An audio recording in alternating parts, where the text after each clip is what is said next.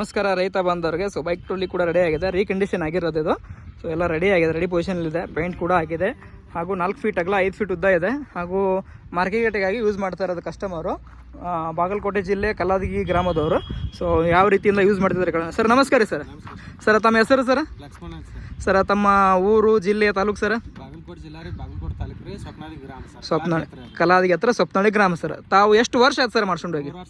3 ವರ್ಷ ಆಯ್ತು. ಇನ್ನಕ್ಕಾದ್ರೆ ನಿಮ್ಗೆ ಏನಾರ ಪ್ರಾಬ್ಲಮ್ ಆಗಿತ್ತು ಸರ್? ಏನು ನಟ್ ಸಮೇತ ಹಾಕಿಲ್ಲ ಅಂದ್ರೆ ಎಲ್ಲರ ತೊಂದರೆ ಆಗಿ ನಿಂತಿರೋದು? ಹಳೆ ಸಿಸ್ಟಮ್ ಇತ್ತಲ್ಲ, ದೊಡ್ಡ ಗೇರ್ ಬಾಕ್ಸ್ ಸಿಸ್ಟಮ್ ಇತ್ತು, ಅವಾಗ ಏನಾರ ತೊಂದರೆ ಆಗಿ ನಿಂತಿರೋದು? ಸರ್ ನಾವು ಒಮ್ಮೆ ಬಂದಿದ್ದೀವಿ ನಿಮ್ಮ ಹತ್ರ. ಹಾಂ, ಕಟ್ ಮಾಡಿದ್ರು, ಅವಾಗ ತೊಂದರೆ ಆಗಿತ್ತು. ಅವಾಗ ನಾವು ಬಂದಿದ್ವಿ ಇಲ್ಲ ಸರ್? ಬಂದಿದ್ವಿ, ರಿಪೇರ್ ಮಾಡಿಕೊಟ್ಟಿದ್ದೀವಿ. ಸೊ 3 ವರ್ಷದಿಂದ ಯೂಸ್ ಮಾಡ್ತಿದ್ದೀರಿ. ಏನಾದರೂ ತೊಂದರೆ ಸರ್?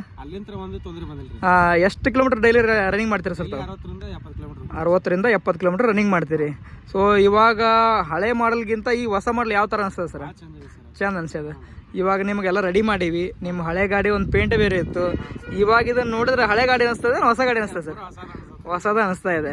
ಸೊ ಇವಾಗ ನಾವು ಮಾಡಿರೋ ಕೆಲಸ ನಿಮ್ಗೆ ಯಾವ ಥರ ಅನಿಸ್ತದೆ ಸರ್? ಭಾಳ ಖುಷಿ. ಎಷ್ಟು ಕ್ವಿಂಟಲ್ ಗಂಟ ನೀವು ಇದಕ್ಕೆ ಲೋಡಿಗೆ ಹಾಕಿರಿ ಸರ್? 9ರಿಂದ 10 ಕ್ವಿಂಟಲ್ ಮಟ್ಟ ನೀವು ಹಾಕೊಂಡು ಹೋಗಿರಿ, ಏನು ತೊಂದರೆ ಇಲ್ಲ. ಹಾಕ್ಬಿಡ್ತೀರಿ. ಹಾಂ, ಇವಾಗ ನಾನು 3 ವರ್ಷದಿಂದ ಯೂಸ್ ಮಾಡ್ತೀರಿ ಸರ್. ನೋಡಿದ್ರೆ ಟೈರ್ ಇನ್ನೂ ಹಾಗೆ ಇದೆ, MRF ಟೈರು. ಮುಂದಲ್ಗಾಲಿ ಎಷ್ಟು ತೆಗ್ದಿರಿ ಸರ್?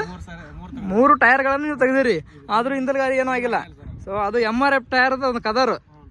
ಸೊ ನೋಡ್ಬೋದು, ಕಲಾದಗಿ ಗ್ರಾಮ ಹತ್ರ ಹಳ್ಳಿಯವರು ಸರ್.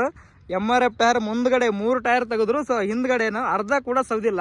ಸೊ ಆ ರೀತಿಯಿಂದ ಸುಮಾರು ಎಷ್ಟು ಕಿಲೋಮೀಟರ್ ಹೋಗ್ತೀರಿ ಸರ್ ಒಂದು ದಿವಸಕ್ಕೆ? 40ರಿಂದ 50 kilometre one side and up and down sir? 30